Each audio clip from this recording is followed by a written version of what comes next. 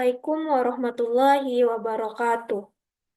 Perkenalkan, nama saya Mulyana Syamimi dengan NIM 2316030143, berasal dari MBSE.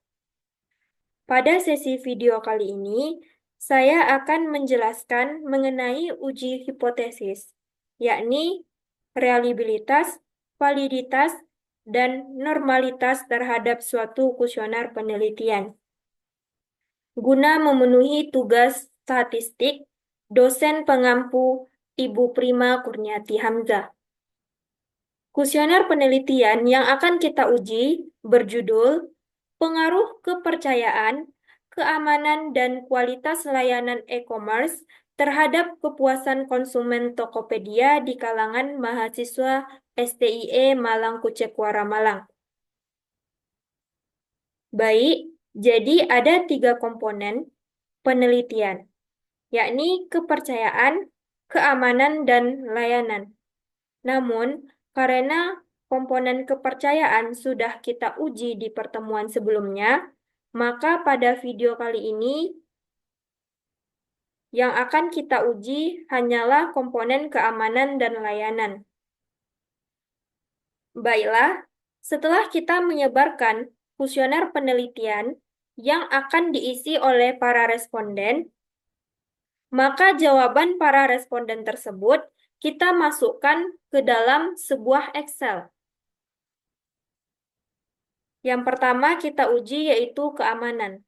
Kita masukkan data dari responden tersebut ke dalam sebuah Excel. Baik, di sini terlihat jelas datanya yang terdiri dari 30 responden. Langkah pertama kita lakukan yaitu kita letakkan kursor di kata responden ini. Lalu kita blok, atau bisa juga dengan Ctrl A, lalu kita salin, Ctrl C. Dan kita pindahkan semua data di Excel ini ke dalam software IBM SPSS Statistik. Pastikan sudah mendownload software SPSS ini. Paste dia dengan paste with variable names. Lalu pada bagian variable view, kita ganti di kolom name menjadi X2.1 yang menunjukkan keamanan untuk pertanyaan pertama. X2.1. X2.2. Begitu seterusnya ke bawah.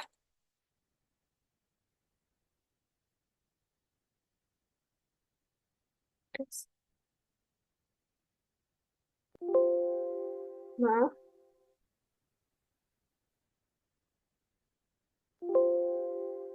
X4.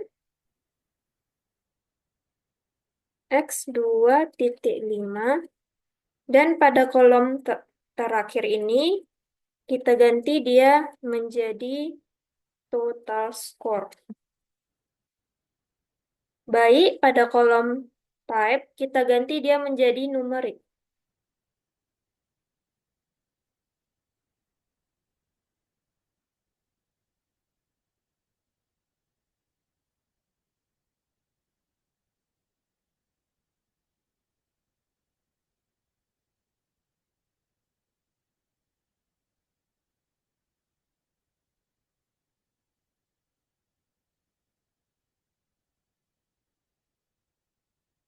Setelah kita ganti type-nya numerik, lanjut pada kolom measure, kita ganti dia menjadi scale. Semuanya kita ganti.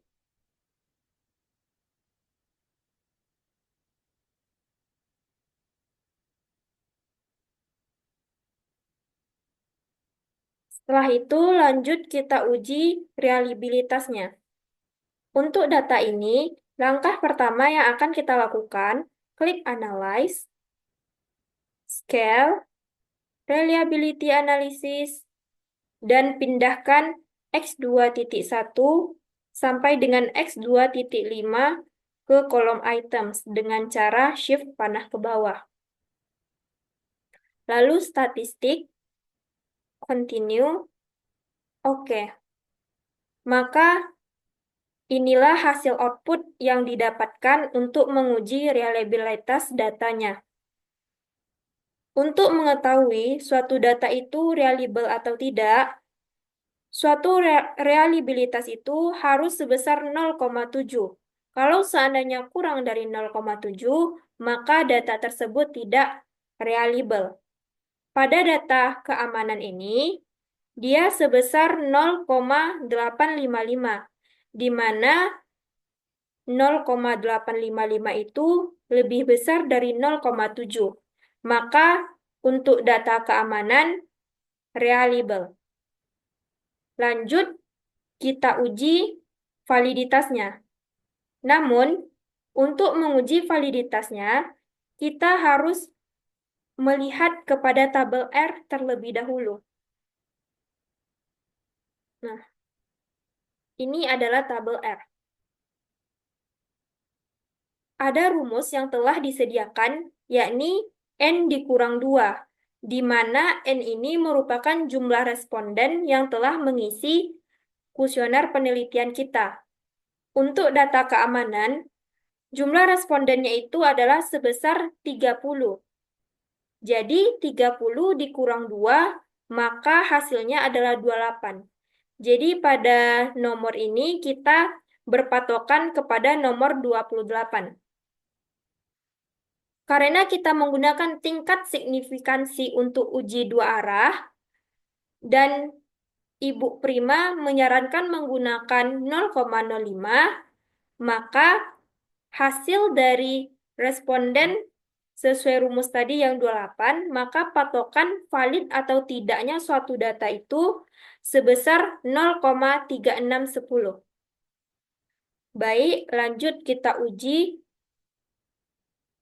data keamanan tersebut di software SPSS-nya.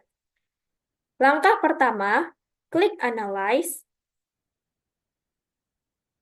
Correlate, Bivariate, dan pindahkan X2.1 ini sampai dengan total score ke kolom variables dengan cara shift panah ke bawah.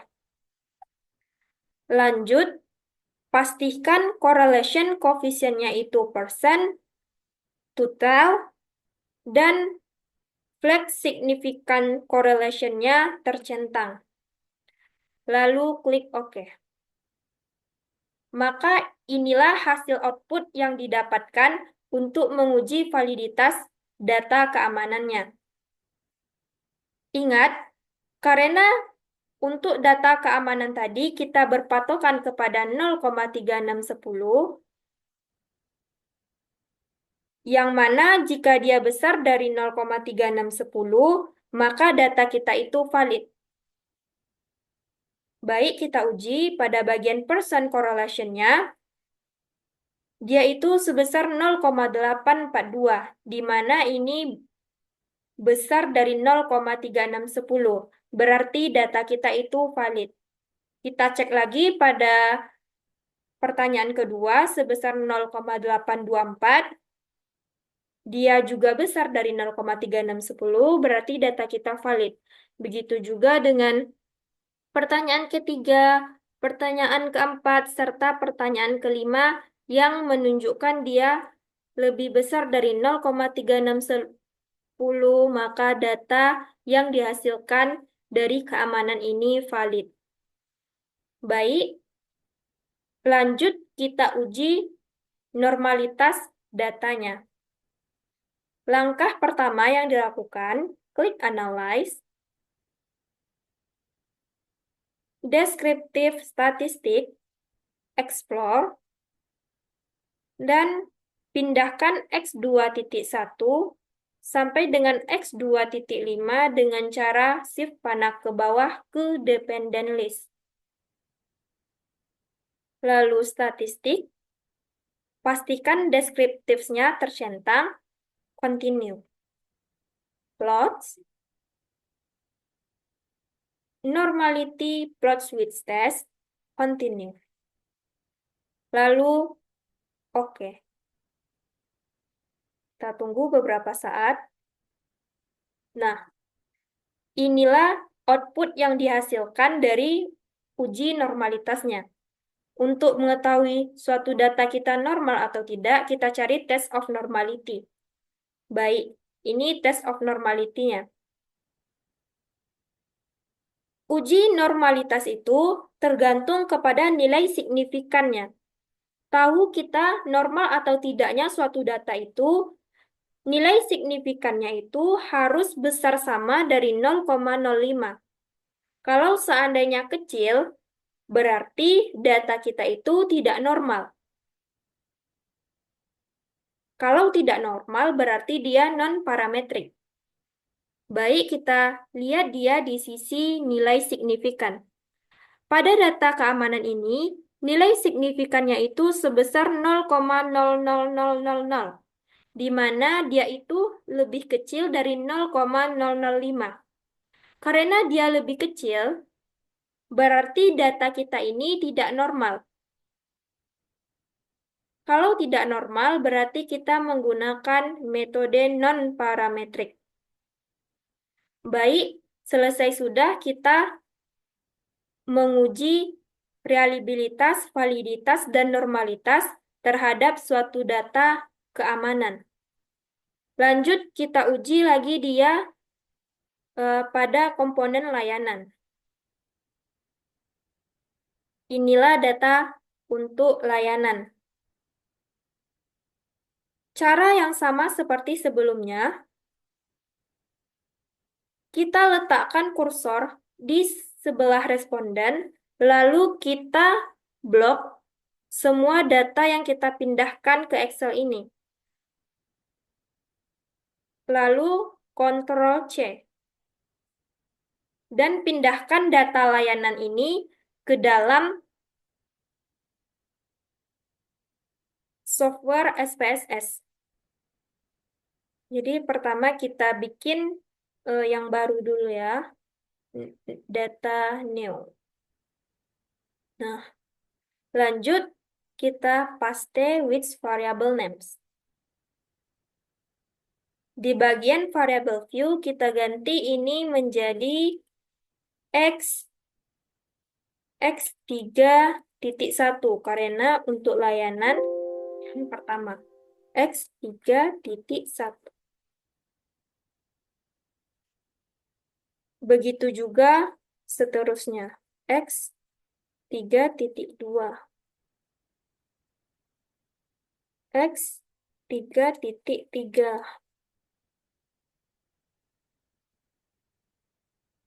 x3.4.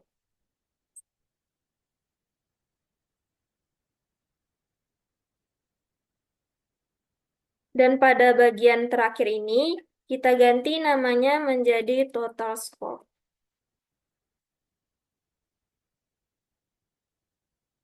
Untuk kolom type, kita ganti dia semuanya menjadi numerik.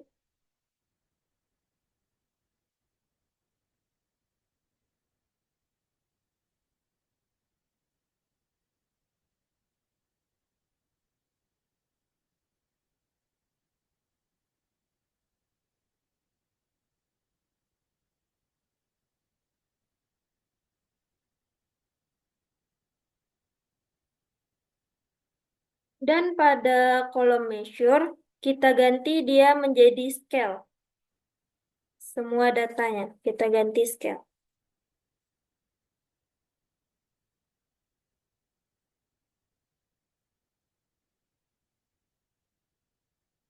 Baik, lanjut kita uji reliabilitas data layanannya. Langkah pertama, kita klik Analyze,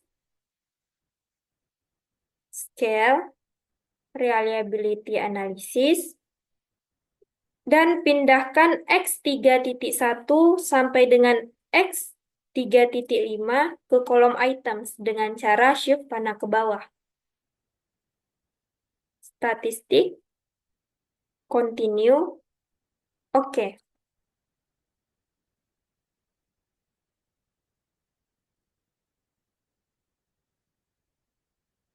Baik, inilah hasil output yang didapatkan dari uji reliabilitas data layanan. Ingat, tanda suatu data tersebut reliable atau tidak, dia itu harus besar dari 0,7. Kalau seandainya kurang dari 0,7, maka data tersebut tidak reliable. Data kita ini untuk layanan sebesar 0,862, di mana dia itu lebih besar dari 0,7. Maka untuk data layanan itu reliable. Lanjut kita uji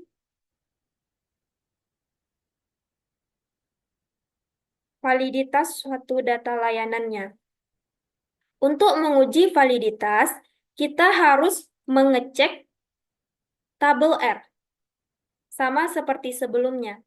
Karena untuk data layanan ini juga sama, yakni respondennya berjumlah 30 orang, berarti 30 dikurang 2, 28, maka kita juga menggunakan 0,3610, karena kita juga menggunakan tingkat uji dua arah.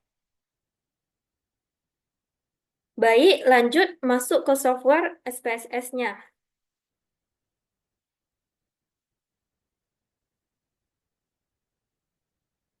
Langkah pertama, klik Analyze, kemudian Correlate, Bivariate, lalu pindahkan X3.1 ini sampai dengan total score ke kolom variables dengan cara shift panah ke bawah. Lalu pastikan correlation coefficient-nya persen, test of significance-nya to tail, dan pastikan flat significant correlation-nya tercentang. Lalu klik OK.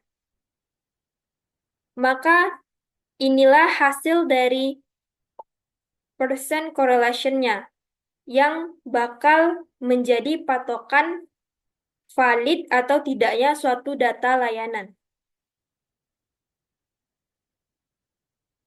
Kita bandingkan dengan tabel R sebelumnya, yakni 0,3610.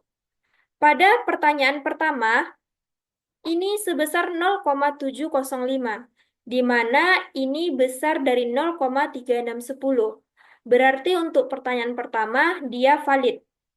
Begitu juga dengan pertanyaan kedua, ketiga, keempat, kelima, yang menunjukkan dia besar dari 0,3610, berarti data yang kita berikan itu valid. Baik, lanjut. Terakhir, kita uji normalitas data layanannya. Pertama, klik Analyze, Descriptive Statistic, Explore, lalu pindahkan X3.1 sampai dengan X3.5 ke kolom Dependent List. Statistik, pastikan descriptives tercentang, lalu Continue. Plots,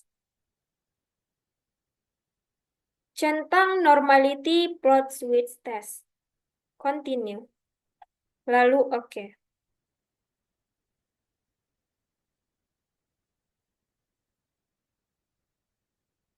Maka inilah hasil dari output untuk menguji normalitas data layanannya. Kita cari test of normality. Untuk menguji normalitasnya suatu data, nilai signifikan itu harus besar sama dari 0,05. Kalau seandainya dia kecil dari 0,5, berarti data kita itu nggak normal. Berarti dia menggunakan metode non-parametrik. Untuk nilai signifikan pada data layanan ini sebesar 0,000. Termasuk di sini juga ada 0,20 pada pertanyaan ketiga, namun tetap saja dia lebih kecil dari 0,05, yang berarti menunjukkan pada data layanan kita ini tidak normal. Kalau seandainya dia tidak normal, berarti dia menggunakan metode non-parametrik.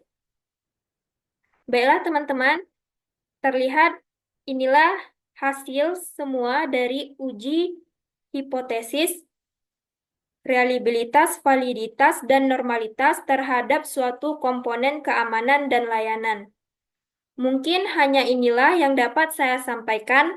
Semoga bermanfaat bagi kita semua. Saya akhiri dengan Assalamualaikum warahmatullahi wabarakatuh.